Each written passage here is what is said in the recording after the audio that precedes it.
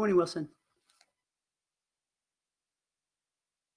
We'll start in just about a minute.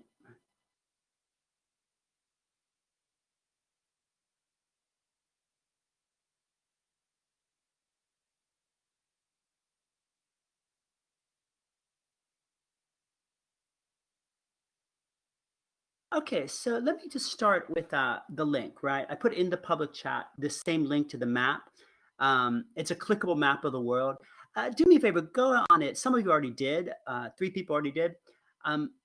Go on and just click where you are. I just kind of want to have a mental image for all of us, really, to see the different parts of the earth that we're coming from, which is kind of remarkable, really. For me, was born and raised in the pre-internet age.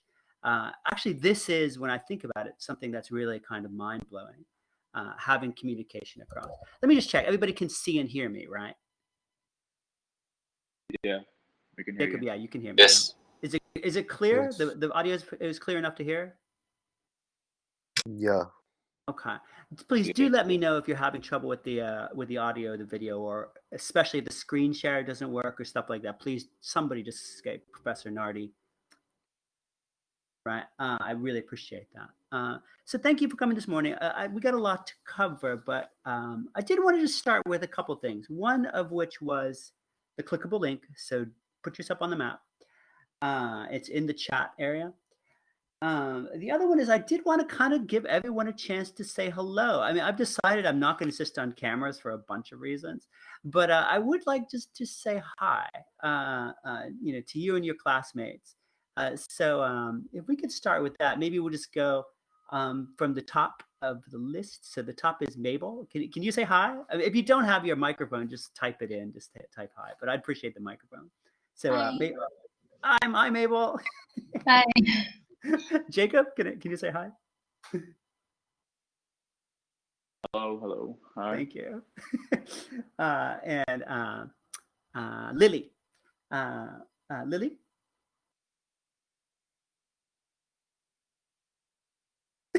Maybe she's watching cat videos. How about Wilson? I'm sorry, Henry. I skipped Henry.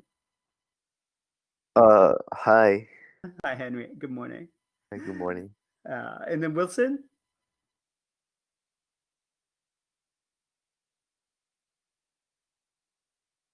I finally Kit. Oh, there. Sorry, Wilson said hello in chat. Kit, can you say hi? Hi, I'm here. Thank you. Yeah, I am going to take attendance, by the way, not because it counts, but because, as I've said, it will count for extra credit. So attendance can't hurt you, and participation in these sessions, which is not required, can help you. At the end of the semester, I'll give a bonus grade based on these little lectures. Okay. So let me just start by asking if there are questions. Some people are raising some very, very good questions by email, and I was wondering if anyone has anything right now about the assignments, about the setups, et cetera, et cetera. I might not be able to answer them now, but at least we could list them down. Anybody questions?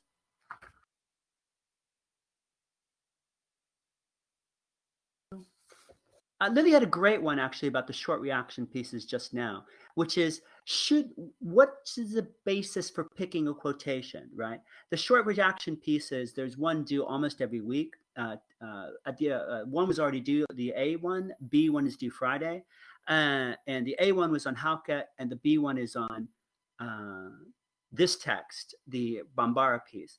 And Lily asked, on what basis should I pick a quotation?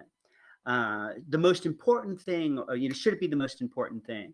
And that's a great question. And my response is that maybe you can pick the most important, the quotation that you think covers the most important topic of the piece. You can also just pick the thing you're interested in. I mean, you can just, if there's a quotation that seems right to you, seems wrong to you, seems too vivid or interesting or makes you think, then that's a good quotation to pick. And again, it would be good to go to the purpose of the short reaction pieces. I put a video up about it, but it is worth remembering that the objective that the short reaction pieces cover is not mastery, right? It's not a formal writing which is turned in for a grade. The idea is writing to learn, So the idea is that it's an opportunity for you to use writing as a way of better understanding the piece. So if you're having trouble with the piece, hopefully the short reaction essay actually helps. Find something that makes sense, that doesn't make sense, and go right there. Find something that interests you, find something that you think you understand, and hook on that for the short reaction piece. Are there any questions about this? All right. No. Thanks, Kit. Yeah, and you'll know because I've already graded the A ones. If you turned one in, I graded it. That they're for the most part going to be 5 points. In other words, is that it's a 5-point essay. I'm going to most part give you 5 points as long as you give a good, honest effort. So I'm not when I grade them, and the grading rubric shows this. I'm not saying right, wrong. I'm really looking for you to have engaged the text, right? You need to use a quotation, and that will be counted. But for the most part, when I mark it, it's going to be 3 points just for really engaging the text. Yeah, thanks, Emmy. All right, Javier is here. Yeah, so other questions that I can answer about the course about, we'll move away from the text for a moment, just about the course, about the assignments so far. No? Okay, very good. One of the questions I had actually going back to that global link, right? Again, even the 4 people that we that already clicked in that link, which has a map of the world, we're all over the place.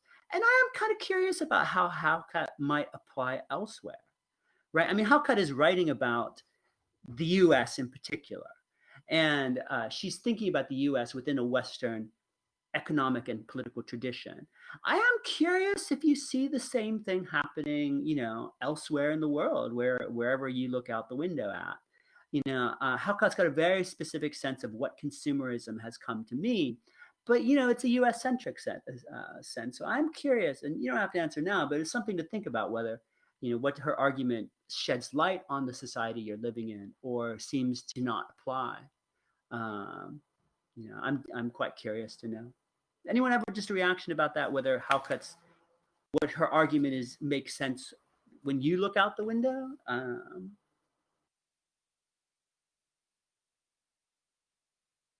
Take a minute, think about it. Yeah, I'd love to hear. So think about it, and maybe we can come back to it because we are coming back to Halkat. Okay, so if there's nothing else specifically to start with, the questions, and please do feel free to chime in with them about the course at any time because they're important. Then let's take a look at this piece. This is a short story by a writer, African-American writer, Tony K. Bambara. It's like maybe 30 years old now, which kind of I feel weird because I remember it coming out. But it's from a book, Gorilla My Love. So let's just take a look and open questions about the Bambara piece. Anybody have something that was really bothering them or that they really wanted to talk about? Oops, that wasn't what I wanted. Anyone? Okay, let's just start with the first lines then. Back in the days when everyone was old and stupid, or young and foolish, and me and Sugar were the only ones just right. This lady moved on our block with nappy hair and proper speech and no makeup. Right? How about that as just the opening sentence, right? Loaded sentence. What is she telling you here, right? This is the narrator's voice. It's a little girl named Sugar. I don't know how old she is, maybe 10. But this is her first words, right? What do you learn about Sugar? Wait, Sylvia. Beep, beep, beep, beep. Sylvia is the narrator. What do you learn about Sylvia in this first sentence? Back in the days when everyone was old and stupid, or young and foolish, and me and Sugar were the only ones just right. This lady moved on our block with nappy hair and proper speech and no makeup. How about it? What do you notice? What do you learn? Anybody want to give it a shot? Either in loud by microphone or in the chat box.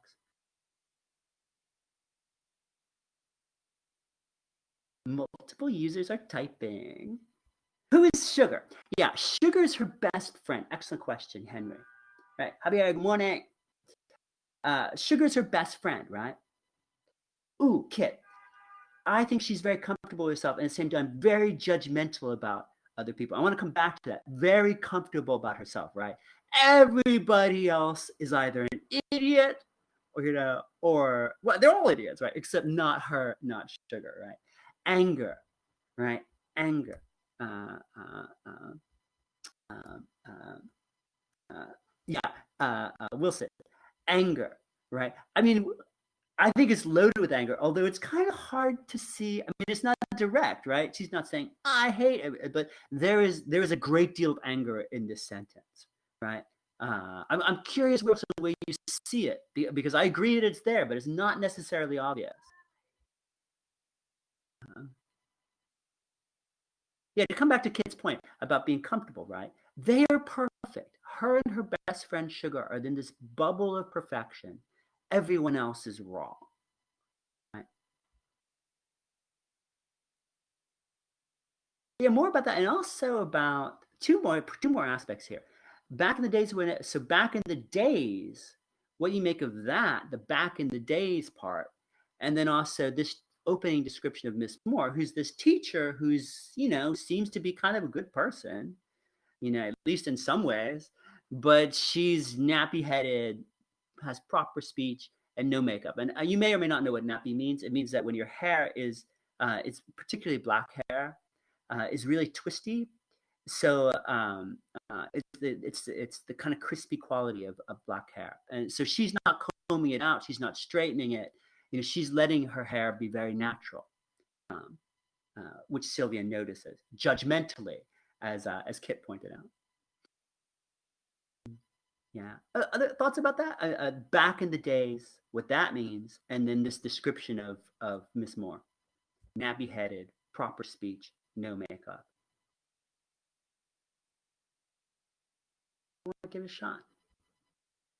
Okay, well, one is back in the day, so we are retrospective, right? Is that actually this story then announces itself as told from the future looking back, right? Interesting. And then this description of Miss Moore, that she has proper speech, but she doesn't wear makeup and she doesn't do her hair. And this kind of flips out Sylvia. Yeah. Did you so questions about the narrative, right? So there's Sylvia and Sugar, like they're two kids. Like I said just about 10. It's hard to tell how old they are. It's summer, so they're not in school. Um, yeah, other questions about the text itself, about what's happening in here. Lazy, yeah, lazy. I want to get back to Henry's thing about anger too, which we will. She doesn't. I mean, in a very kid kind of way.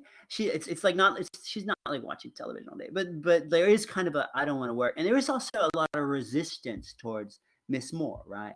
Is that that's particularly clear down here at the bottom. So this one day, Miss Moore rounds us up at the nail box, and it's pretty hot, and she's knocking herself out about arithmetic, and all Sylvia wants to do is just run, right? I heard, but she don't let up. Wait a second. Sorry, it's on the other page where she's like, I just want to get a bunch of chips and go off to watch movies. Okay. I would assume her age to be the usually angsty teenager who thinks she's yeah, a little on the surprisingly early because I don't think she's all the way teenager. Though it's hard to tell. I mean, she does have an angsty teenager vibe to her. I don't know why I find her a little younger than that. I mean 13 would be about right. So here's what happens, right? So Miss Moore lines them up at the mailbox and starts telling them about money, right? And there's this great thing. Here on this next page, Miss asking us, do we know what money is? Right? Like we a bunch of retards. I mean, real money, she's saying. Like it's only poker chip or Monopoly players we land immature, right? Really immature. And actually, a lot of this is a lot of this. Wilson's point is exactly. It's actually her maturing. is Sylvia seems at the end of the story to reach some new kind of stage of maturation. So back to this page 2. So Miss Moore is asking us, do we know what real money is? Like, we a bunch of retards. I mean, real money, she says. And Sylvia's like, what are you talking about? Like, I know what money is. I spend it all the time, right? And then Miss Moore does this thing where she puts them into taxis, right? She gives Sylvia $5. So she goes in a taxi, and then she gives Sylvia $5 to pay the taxi driver. And then they all go into Manhattan, right? And they go to FAO Schwartz, right? And there's this little episode here. I do want to mention it. I assume teenager because we might meet. Unfortunately, I don't know if that does mean teenager. I guess you're right though. I guess 13 is probably about right. And they're hanging out. I don't know. Yeah, probably about 13. Yeah, okay. Let's say 13 because I think you are right. And then how about this? So they get into Manhattan, which is they're moving from, I'm not sure where, but probably Brooklyn. But that's my guess because I'm in Brooklyn. But to Manhattan, it is a step from a neighborhood which is very much a residential, lower class neighborhood to Fifth Avenue in Manhattan, which is internationally famous as, a Tony High street with, Trump Tower is on Fifth Avenue in Manhattan. And then they get out of the car, and then there's this little episode with Sylvia, who Miss Moore has given her $5 and told her to pay 10% of the fare for the cab as a tip, and Sylvia can't do it because she actually can't read. The meter reads 85 cents, and I'm stalling to figure out the tip. And Sugar says, give him a dime. So Sugar gets it right. But actually, Sylvia, for all her arrogance and sense of self, I can't remember who said,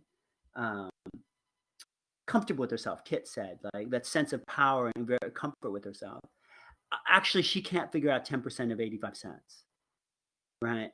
Oops. So we get a sense there, oopsies, of Sugar as kind of missing something. And then and where they arrive at is at the Shorts, which is a very famous toy store. It's closed now, actually, but you might have seen it. If you've seen that movie Home Alone, I don't know how many people, it's kind of an old movie now, but it's still on. It's still around. That happens in FAO Shorts.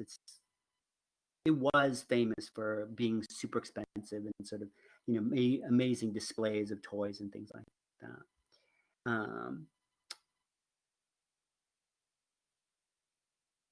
So questions about this so far? Anything questions? So in the story, anything going? Okay. So here they go.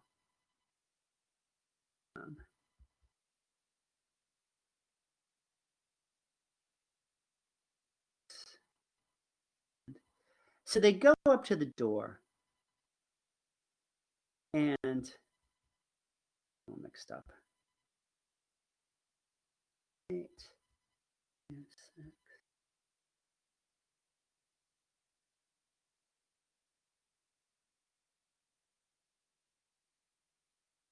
Here we go. So they go up to the door, and they stop. And there's this scene. And I want to think about this, right? The intention is to use this story and think about how this might relate to how cuts.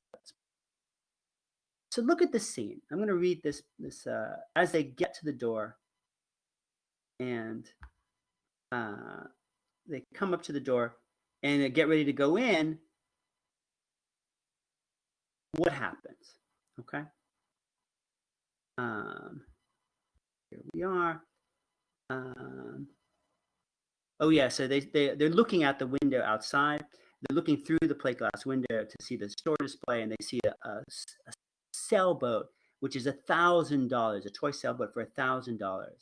And Sylvia's just stunned, right? And she says, like, what I want to know, and this is the top of the page. What I want to know, says to Miss Moore, so I never talk to her. I wouldn't give that bitch the satisfaction. is how much a real boat costs. I figure a yacht, 1,000 will get you a yacht any day, right? See, this is so she asked Miss Moore this question, like, a toy sell. They're selling a toy sailboat for $1,000. How much does a real boat cost, right? And then Miss Moore says, "Why don't you check that out?" She says, and report back to the group, which really pains my ass. And Sylvia just blows it off. So now they're standing in front of the door, and they're going to go in, right? So Miss Moore gestures, "Go on in." And here's what happens, right? "Let's go in," she says. That's Miss Moore, like she got something up her sleeve. Only she don't lead the way. So me and Sugar turn the corner to where the entrance is. But when we get there, I kind of hang back. Not that I'm scared. What's there to be afraid of? Just a toy store. But I feel funny, shame. But what have I got to be ashamed about? Got as much right to go in as anybody. But somehow I can't seem to get hold of the door. So I step away from Sugar to lead.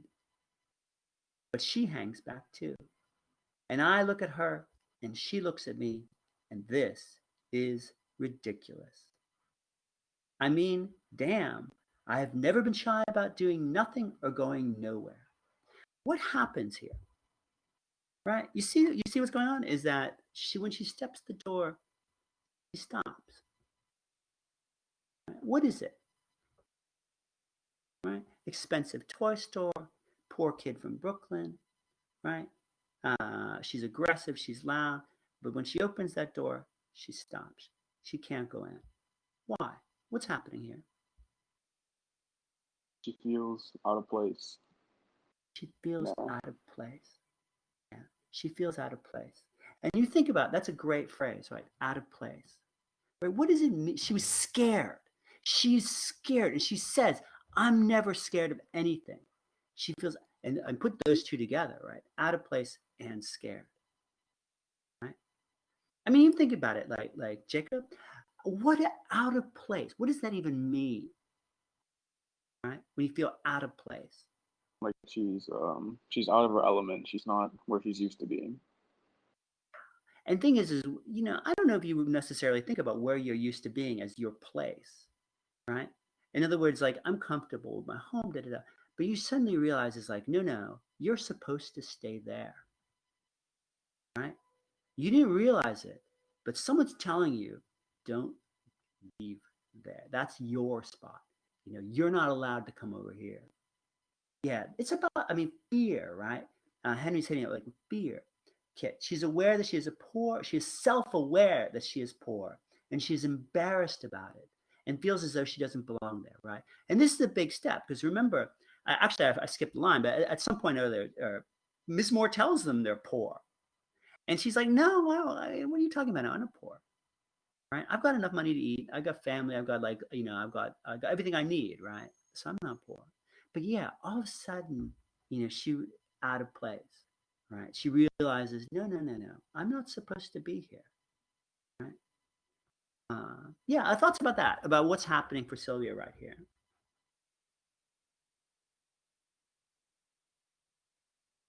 Another one is Henry's point, fear, because that is exactly what it is, right? It's not just uncomfortable, it's shame and it's fear. And she says, where is it? I'm not that I'm scared. What's there to be afraid of? Just a toy store. But I feel funny, shame. What have I got to be ashamed about? Got as much right to go in as anyone. She denies it, but I think it's pretty clearly she denies it. But it still seems like fear to me. Thoughts about this line, about what's happening here?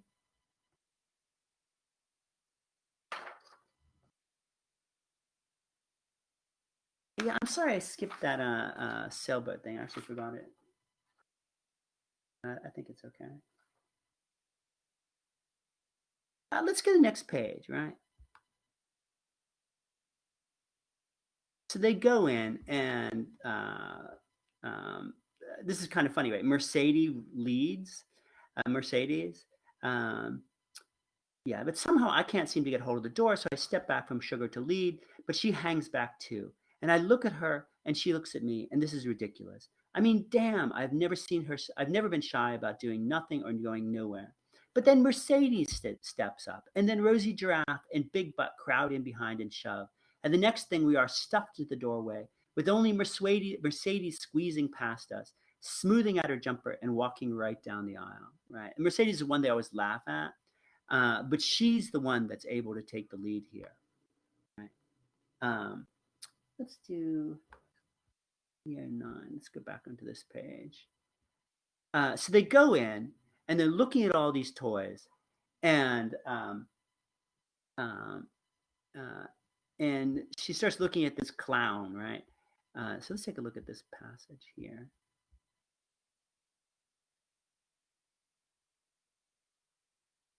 Let's see. Yeah, so let's just let's read this out. Me and Sugar at the back of the train, watching the tracks whizzing by, large then small, and then getting gobbled up in the dark. So she's watching a train passing over a train set. I'm thinking about this tricky toy I saw in the store. A clown that somersaults on a bar, then does chin-ups just because you yank lightly at his leg. I'm sorry, they just passed out of the store. They just walked back out. Costs $35. I could see me asking my mother for a $35 birthday clown. You want a what? You want a who? That costs what? She'd say, cocking her head to the side to get a better view of the hole in my head. $35 could buy new bunk beds for Junior and Gretchen's boy. $35 and the whole household could go visit Granddaddy Nelson in the country. $35 would pay for the rent and the piano bill too. Who are these people that spend that much for performing clowns and $1,000 for toy sailboats? Well, how about this, right? This is Sylvia walking out of FAO Shorts, the toy store. And this is her drawing conclusions. What has she learned, right? What are these ideas? I mean, what do you think? Just looking at this, what do we learn about Sylvia from these questions, right? $35. $35 could buy new bunk beds for Junior, right? $35 could take the whole household to visit Granddaddy Nelson, right? $35 to pay rent and the piano bill, right? They have a piano in the apartment which they pay rent on. Who are these people that spend that much for performing clowns and $1,000 for toy sailboats? Yeah. How about that? What do we learn about Sylvia here? Right? What is this? What do you get from this passage about Sylvia? She's learning about the different economic classes and stuff like that, and how it differs from her situation. Somewhere out there are people, right, that can pay 35. Go ahead, Jacob. Spending what they would spend on necessities, they spend on a toy for entertainment, something that they would use for an amenity or something that they need. We spend on necessities. They, right? My place, your place. We spend on necessities. You spend on entertainment for children, a toy. Right? These Sylvia and her friends, they pay a dime for a sailboat, right? These people, whoever they are out there, right, they can spend $1,000 on a sailboat. So yeah, Jacob, you started us with class, right? She's learned. First we're talking about place. Now she learned something class. Yeah. What else, by the way, in here that you learned about Sylvia? I mean, one thing I have to say is she's not stupid about money. I mean, she knows exactly what $35 does, right? I mean, and Miss Moore kind of accusing them of not understanding money, but she actually does. She knows what the rent is. She knows, she is like 13, right? She's got to be. She knows what the rent is. She knows what the piano bill is. She knows what it costs to go to the country. I mean, she knows exactly what you can do for $35. So she's not like, she's not a fool, right? She has a sense of money. She just doesn't have a sense of class. Yeah. Other things that just to draw from this passage, what's going on here? let's finish it. There are the emotions in here too, which would come back to, I think, anger, which maybe Henry started us. Where am I? Okay. What kind of work do they do? And how do they live? And how come we ain't in on it? Right? Who are these people that spend that much for performing clowns and $1,000 for toy sailboats? What kind of work do they do? And how they live? And how come we ain't in on it? But that, right? That realization.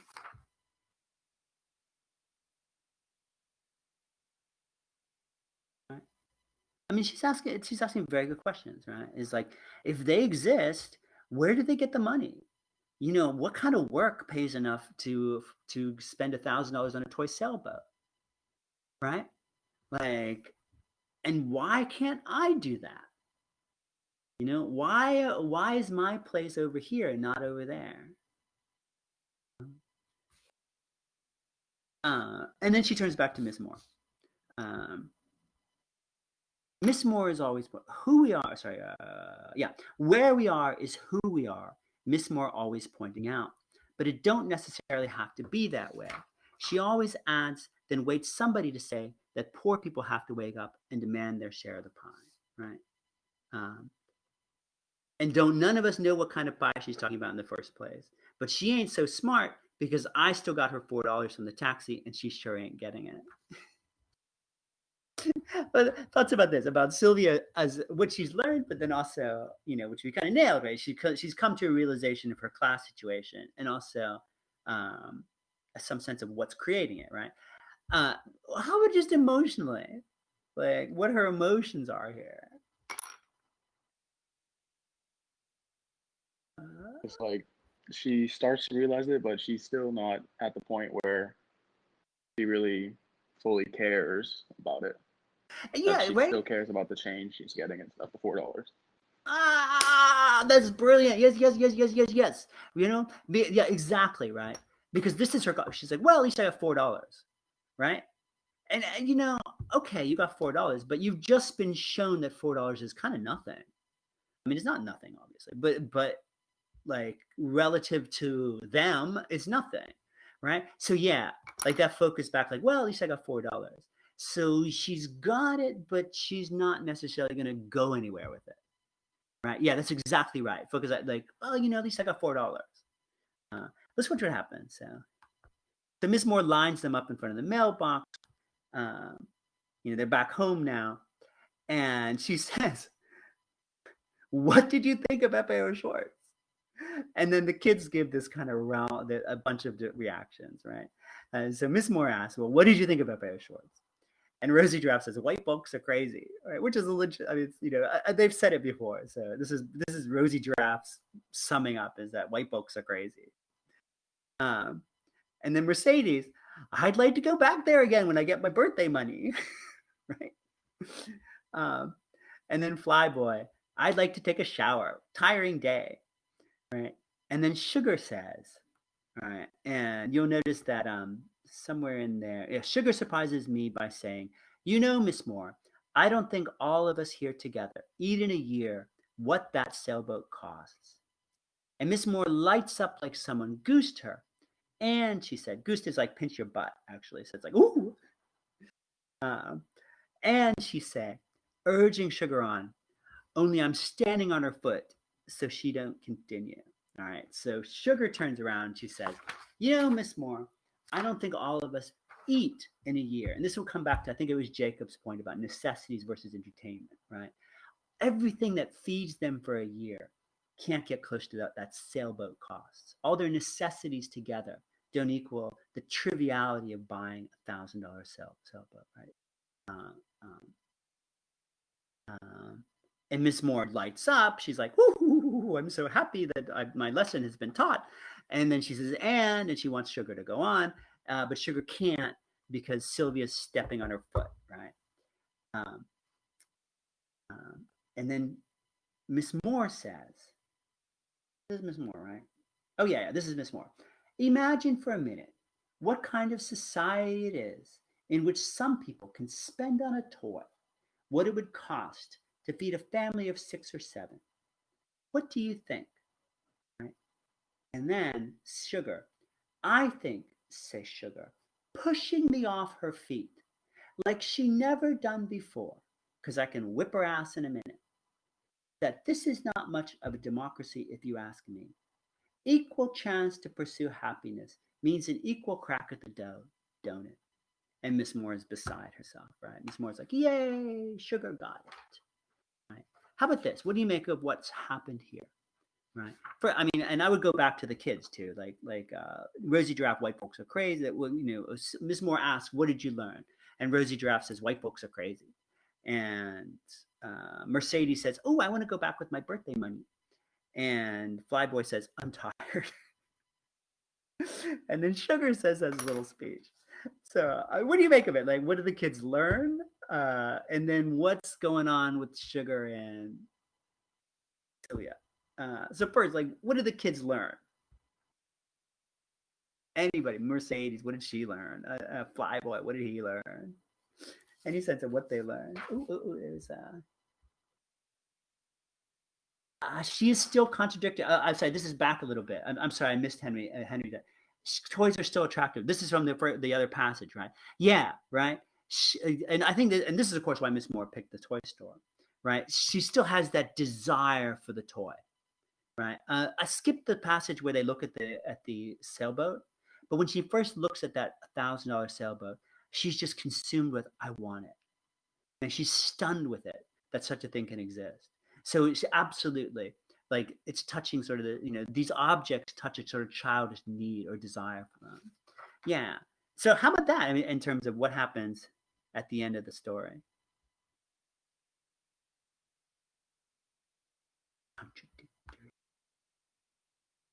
What do the kids learn?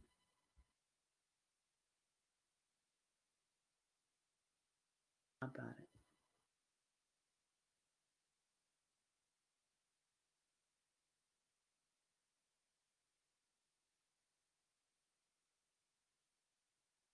Any thoughts? Rosie Giraffe, Flyboy, Sugar, Mercedes. What does Mercedes learn?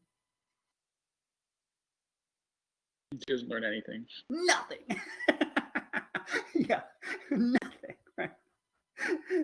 Why do you say she learns nothing? Because she's only thinking about the toy. She's not thinking of the prices in comparison to what she can actually spend or what she would actually get for her birthday money. Really precise. She's only thinking about the toy. She's not thinking about the price, what it is, what she can actually spend, right? She hasn't at all internalized what her birthday money is relative to that toy. That's right. She's learned nothing. If anything, she's learned there's more things that maybe daddy can buy me, with no understanding of the difference between what her birthday money covers and what that toy costs. Yeah, absolutely. It's nothing but a very specific kind of nothing. Yeah, Jacob, excellent. How about Rosie Giraffe, right? White folk crazy. Thoughts about that? What Rosie Giraffe has learned? Flyboy clearly hasn't learned anything. He's just tired. Yeah. How about Rosie Giraffe? White folks are crazy. I mean, she's just thinking about the absurd prices in comparison to what they would spend that money on. Which she's is not legit. Really going into any depth of it. Yeah, that's precise. She recognizes an absurdity here, that the amount that those toys cost is ridiculous, and that there is something just stupid about this. But she gets into no depth, right? And she doesn't even seem emotionally upset by it. She's just like, that's crazy. Understand it. She doesn't understand it in any depth. Now, intellectually, she understands there's a gap, but she doesn't understand it in an emotional or a more integrated way, right? It's just like, white folks are crazy. I'm not even going to try. You say something's crazy, it means I'm not even going to bother with understanding it. It's just so crazy. I can't. I got other things to do. Right. So yeah. How about Sugar then, who gets Miss Moore's lesson, right? Sugar, who repeats exactly what Miss Moore wants her to learn. So clearly understands Miss Moore's lesson. How about this? And the fact that we're given, when we're given this description of what sugar learns, it also comes out as this conflict with Sylvia, right? Like, usually, I mean, we started the story saying that they're in their own little world of perfect, right? Everyone else is old and stupid or young and foolish. They're just right. And here at the end of the story, there's conflict, right? Sugar tries to answer. Sylvia stomps on her feet. Sugar pushes her off, which is something she's never done before, and finishes the answer, right? So what does Sugar learn then? I'm clear she learned the lesson that Miss Moore wanted to tell her, but what does she learn? I mean, what is this? I She's think, Jacob. she may have realized that she's not always they aren't always right, like how it's in the beginning of the passage it stated. That she shouldn't always follow what Sylvia is doing. They're not just right. They're not just right. She shouldn't necessarily follow what Sylvia. They're not perfect. They're not alone, right? There's other people out there, who might even be better, right? Something kind of scary, and I use that very carefully. Better because of whatever better, but they've got things that Sylvia and Sugar don't. And this is not much of a democracy, if you ask me. Equal chance to pursue happiness means equal crack of the dough. Yes, Miss Moore is not happy that she got that, but she's also, like Jacob is suggesting, Henry, and this is really interesting, right? Henry says, Wilson says it is not ideal, right? That there's something wrong in the society. That the society is not the perfect society. They're not. Sugar and Sylvia are not perfect. And then Henry, she learned to save money. She tried to educate them, right? And I think this is exactly where we would expect Sugar to go from here, right? Is to realize, like, wait a second, the world, I should do something about this. And like, she's going to save money. She's going to, like, I think you can expect this to be a kind of natural reaction from Sylvia. I'm sorry, from Sugar. This is, I think, what Miss Moore would want them to learn. Yeah, I'm not going to follow Sylvia around stupidly. Sugar's like, I'm going to try to do something with myself, right? So how about then Sylvia, right? Let me just finish this sentence. Miss Moore is beside herself. So Miss Moore is super happy. And I am disgusted with Sugar's treachery. So Sylvia sees Sugar as having betrayed her. So I stand on her foot one more time to see if she'll shove me. She shuts up, and Miss Moore looks at me sorrowfully, I'm thinking. Right? So Miss Moore looks at Sylvia and says, you learn nothing. And something weird is going on. Something weird is going on. I can feel it in my chest. Anybody else learn anything today? This is Miss Moore, looking dead at me. I walk away, and Sugar has to run to catch up, and don't even seem to notice when I shrug her arm off my shoulder. Well, we got $4 anyway, she says. We could go down to Hanscom's and get half a chocolate layer, and then go to the Sunset and still have money, plenty money for potato chips and ice cream sodas. I think the Sunset is a movie theater. So she said, well, we can get ice cream, we can see a movie, and we're gonna have lots of chips and sodas and kind of have a day of it. Says Sylvia. Race you to Hanscom, she say. We start down the block, and she gets ahead, which is okay by me, because I'm going to the West End and then over to the Drive to think this day through. She can run if she want to, and even run faster, but nobody gonna beat me at nothing. Right? And this is where Sylvia ends. We start down the block, and she gets ahead, which is okay by me, because I'm going to the West End and then over to the Drive. Oh, they're in Harlem. They're in Upper Manhattan. I'm going to the West End and then over to the Drive to think this day through. She can run if she want to, and even run faster, but ain't nobody gonna beat me at nothing. Yeah. What do you make of that? What does Sylvia learn? She's not gonna tell Miss Moore, but clearly something has changed, right? Uh, what would you call this?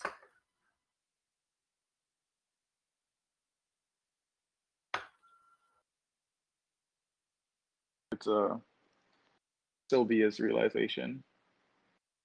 And it's like the flip because Sugar had the earlier, like the 2 paragraphs before or whatever, when she was talking to Miss Moore, answering the Mm-hmm. question. It's the flip on things, how Sylvia has started to realize it, and Sugar has just gone back to her normal ways. Sylvia, this is exactly right. For all that Sylvia understood the lesson, she's gone back to her normal ways, right? It's like, oh well, let's go get ice cream, right? Sugar. I apologize. It's so easy to mix the two names up. Sugar has gone back to her normal ways. Sylvia, no, something has changed, right? And she hasn't drawn a conclusion yet. Her conclusion is to think, but something has changed.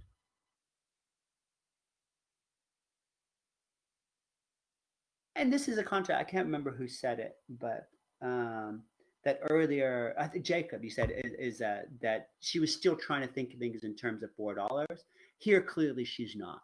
Sylvia has realized that $4 isn't going to win her anything. Like here, she's in a situation where she realizes, whether I get ice cream at Haskell's or not, there's something else, right? I mean, one thing is what to make of the fact that Sugar is trying to race her and says, "I'll race you to Haskell's," and she's ahead. So Sugar is winning the race. Brooklyn. So Sugar is winning the race, and Sylvia doesn't care. It's like, okay, you go ahead. You can run faster, but ain't nobody gonna beat me at nothing, right? What do you make of that last line, right? Is that she's losing the race. Sylvia's losing the race to Sugar, but her reaction is, you can get ahead. You can even run faster, but ain't nobody gonna beat me at nothing. How about that?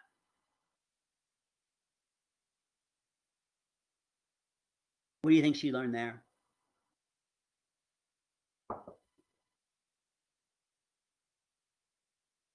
I think it's like the beginning of her starting to grow up and not care about the things that like her and Sugar used to do, and Big one, right? Back to that idea of immature. That here we have a sense is that ice cream maybe doesn't mean that much. So there's a sense of growing up, that sense of maturation, there's a sense that, recognizing other things is important. You start to look at things at a bigger picture. Bigger picture, right? And particularly if you think about what that picture is, realizing that it is a competition, right? I mean, it's a very specific way of looking at the world, is realizing that her and Sugar run these little races, but the real race is out there. Somebody's beating me, right? Looking at the world out there and realizing, wait a second, while I'm running around eating at Haskell's, someone else is winning a race that I didn't even know I was in, right? I think I'm perfect. Everyone else is young and stupid. And all of a sudden I realize, wait a second, out there is this world where people are beating my ass and I don't even recognize it. I didn't even know I was playing this game, but I'm losing. So Haskell's has nothing to do with it. The sunset has nothing to do with it. What is this race? Who's beating me? And how do I compete? Right? It's a very different conclusion from what the conclusion Sugar has come up with. Questions about the story? Yeah, the obvious next question is how to take this and relate it to Ice Age or Halkett, right? And that is in fact the paper topic, right? Let's just take a look. We are going to run over, and I apologize for that. Let's take a look for a moment at the paper topic.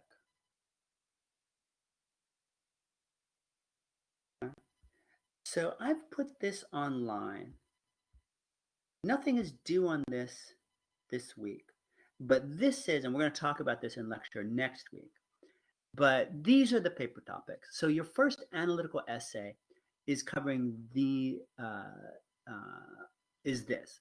And the idea is to pick one of and only one of these paper topics and write a 2 to 3 page essay arguing an answer. So the first one is compare how a thing appears in one of the literary texts that we are reading. Compare how a thing that appears in one of the literary texts that we're reading relates to the film clip we watched from Ice Age. You'll need to interpret both the video and the text and draw a point of connection between the two. So you want to think about how something or some idea in these two texts, the Ice Age or the lesson or how Cat actually worked too, or what we should next week we're reading a short story by Poe and a poem. Something how these things connect back to Ice Age. And then the next thing is this quotation from Halka. In the 21st century, social status emerges not simply from cars or watches, but from inaccessible cues, information, investments, right? How does that statement from Halka, how could you apply that to the lesson, right? How does the lesson demonstrate or touch on that insight from Halka or that argument from Halka? Any thoughts about it? In the 21st century, social status emerges not simply from cars or watches, but from inaccessible cues, information, investments, right? Any thoughts about how that might... I totally missed Henry. She wants to highlight the difference between... this is to go back to I missed Henry's comment in the chat.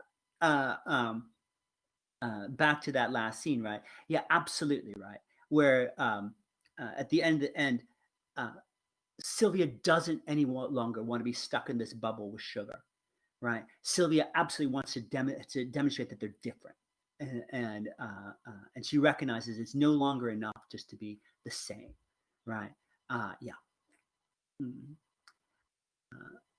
Any thoughts about how Halkat, and particularly this quotation, might fit with the lesson? Yeah, think about it. And Jacob, want to give a shot?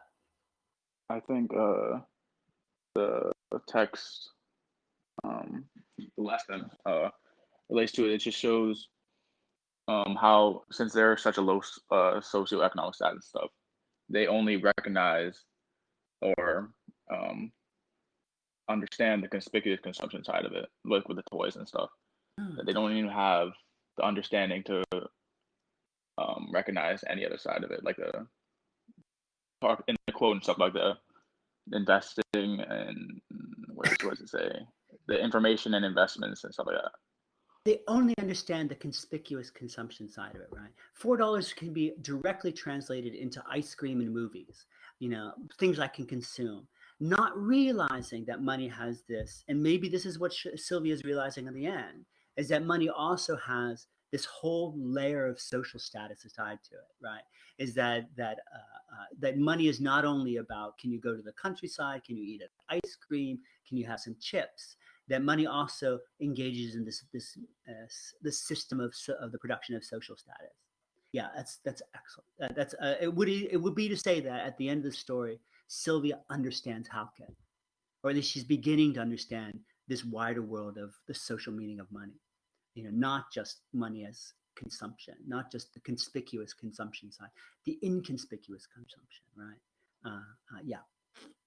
Good. Think about it. Next lecture, we're going to talk about this, and I'm going to try to do a video talking about this. I'm definitely going to do a video about the other side of it, the Brownian analysis side, which we didn't have time to talk about. I think I'm going to let you go. Closing questions right now about Halka, about the story, and opening questions about the analytical essay.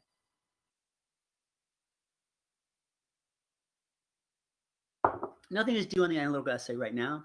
There is a bunch of stuff due on the story, though. There's the short reaction paper B, which is, again, another pick a quotation, write about it. And there's a quiz. There's a quiz on the lesson. So do the quiz. It's not a hard quiz, and it's actually a revisable quiz. So you can do it with a text. So you can do the quiz and check the text, and then go back and fix your answers if you like. But do the quiz by Friday. Okay. Questions about that? Apparently, I can't speak. Okay.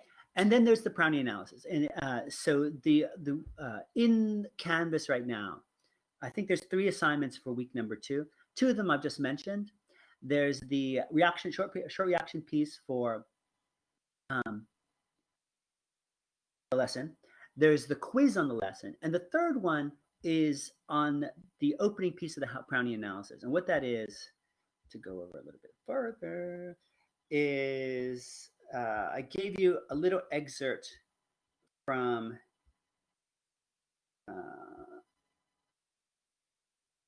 this is the introduction to a book, and I'm not going to talk about it much because on the Brownian analysis assignment there's an explanation.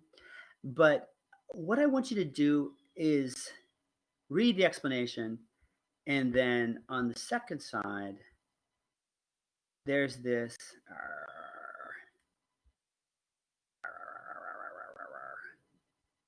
see, this always happens. I shouldn't be trying to do this. I'm feeling I'm already out of time. There's an assignment based on this paragraph. All right, so be aware, go read that assignment, do this, and then next week we'll talk about it. And also, I'll definitely put a little lecture video up about this to introduce the Brownian analysis. Yeah, Mabel. So do we have to do the quiz on Friday or before Friday? You can do the quiz on any time up to Friday. So you can do the quiz right now, and then you can compare notes and get it right, and then go back and redo it. It closes on Friday. All right? It's super simple. You just need to make sure you do it. So you don't have to wait till Friday to do it. You can do it right now. It's open right now. And you can revise the essays before Friday. Typing. Okay, got it. All right, I'm going to hang out for another 10 minutes or so. I'm going to let you all guys go. We'll wait. I'll spend another 10 minutes if there's any questions that you want to follow up with, individual questions. So I'll let you guys go. Thank you very much. Thank you for coming. I had a blast. I hope you had fun. The recording will be available shortly on Canvas. And yes, so there's 3 things currently up there. Reaction paper, quiz, and then also the first beginning of the Brownian analysis, which again, I will put a video up about the Brownian analysis to talk about it. Okay, so I'll let you go. Have a good day. And if you have any questions or anything you want to talk to me, hang around and I'll stay another 10 minutes or so.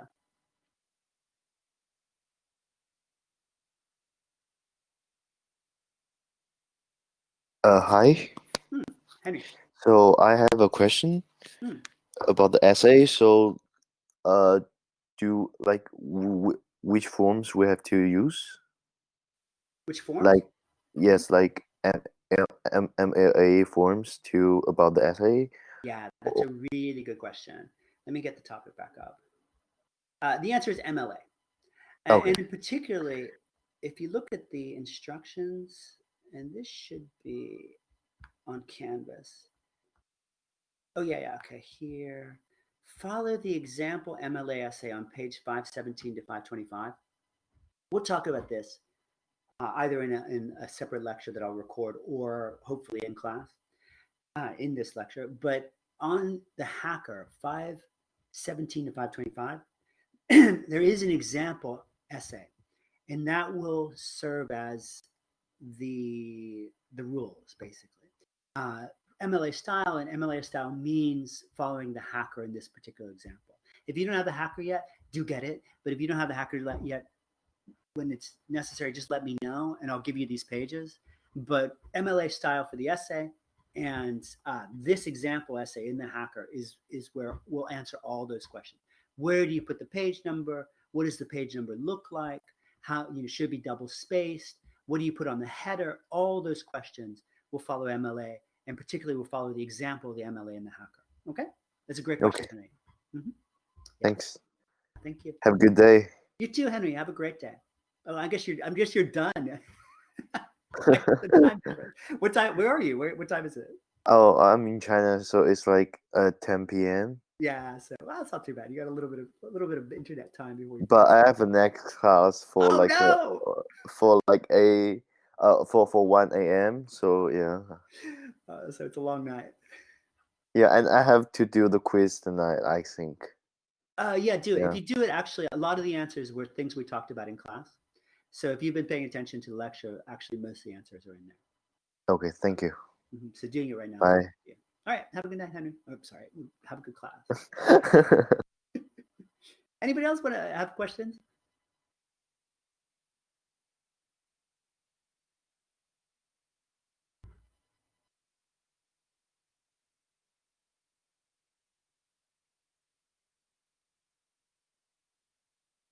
Kit, thank you. Yeah, you have a good day too.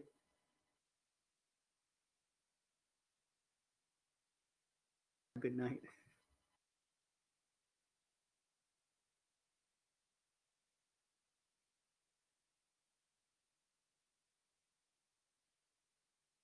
Yeah, I'll hang out. But if anyone else wants to, you can email me questions too.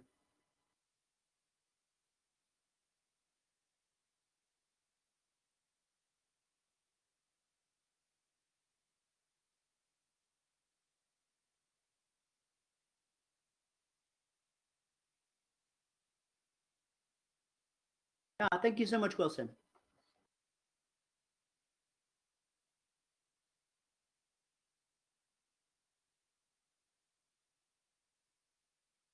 Could you hear my voice, sir? Perfect. I'm so sorry. I think the essay is difficult to understand. Should I read it several times? Mm-hmm. Yeah. Yeah. Do you have a particular question about it? Like how to do it? Okay, I will read it several times. Thank you. Let me talk. Way to think about it. The simplest way to think about it is that you want to connect either what happens in Ice Age or the ideas in Halkett with another text, right? So you want to draw a link between, say, what you saw happen in Ice Age and what you see happen in the lesson. Like, for instance, you could do that. Like, is Sylvia like Scrat, right? Or Yes. is this quotation, for instance, that I suggest from Halkett, does that explain what Sylvia experiences? Right. So you want to make some sort of connection, either, and you don't have to do both, but either between the film clip and, for instance, the lesson. And we're going to also read next week. We're going to read another short story by Poe, the Cask of Amontillado, and a poem. So you can also make connections between those. But that's the core of it. To tie something in either Ice Age or Halkett to another text. Does that help? Okay. I will try to do it. Thank you, sir. Okay, so I got you. I get you that the difficulty and the newness. Okay, if I have some question, I will send question to your email. Thank you. Okay, and we will also do some pre-writing. So between now and the first due date, we will do some work together. Okay. Okay. I can understand. Yeah. So Goodbye. don't worry if it's confusing now. Don't worry. All right. So bye. Okay, goodbye.